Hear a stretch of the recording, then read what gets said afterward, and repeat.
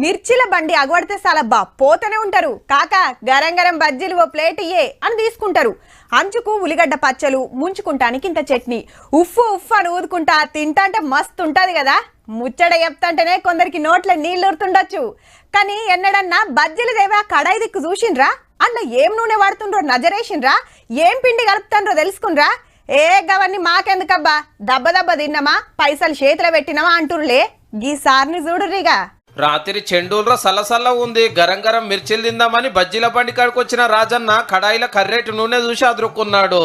Oil packet checking చేస్తే మంచిది కాదంతే లేంది.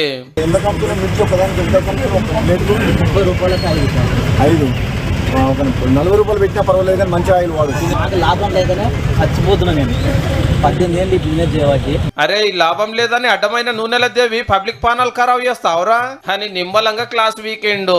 సరే ఈ 10,000 తీసుకో, రేపటికెళ్ళి మంచి నూనె వాడమని పైసలు ఇచ్చిండు MLA Rajagopal Reddy sir. Packet stock రేపటి నుంచి మంచి నూనె తీసుకోండి. చండూలో మొత్తం మిర్చీలు అందరూ నీ దగ్గర లైన్ కడతారు మంచి నూనె. నేను మళ్ళీ వారం రోజుల తర్వాత వస్తా నీ దగ్గర మిర్చీలు తింటా కొత్త ఆయిల్ తోటి. నేను కూడా ఇక్కడనే తింటా. అట్లనే పిండి సంగతి కూడా అడిగిండు బండి ఓనర్ ను. ఒక్కటే కదా మీతో పిండి మంచిగా ఉందా? పిండి నేను పట్టిస్తా. నూనెలు, పిండి, మిర్చీలు అన్ని ఏక నెంబర్ వాడు. కావాలంటే రేటు పెంచమని సలహాలు ఇచ్చి గీ హిమ్మత్ కూడా ఇచ్చిండు. ఒక నెల రోజులు చూడు పైసలు నెల లాస్ అయితే నేను ఇస్తాను. ఎమ్మటే ఓ కిరాణా దుకాణం కాడికి పోయి కల్తీ సరుకు సౌదాలు వాడొద్దని వార్నింగ్ ఇచ్చిండు.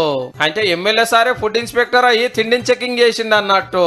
ఇక ఇటు చూడండి, ఆటోలో స్కూల్ పిల్లలను ఎక్కువ మందిని ఎక్కించుకొని పోతుంటే మందలు ఇచ్చిండు డ్రైవర్ అన్నను. ముందలున్న వాళ్ళందరినీ వెనకాల ఊకుండా పెట్టిండు గిట్లా.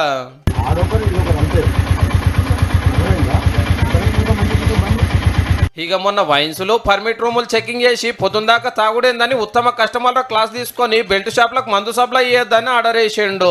మునుగోర్ల మునుం పెట్టి అన్ని పనులు ఒక్కనివే ఎంత నడుచుకుంటావు సారు? జర ఆఫీసర్లను కూడా గెదుము, ఎవరి డ్యూటీ ఆల్ చేయకుంటే ఎట్లా?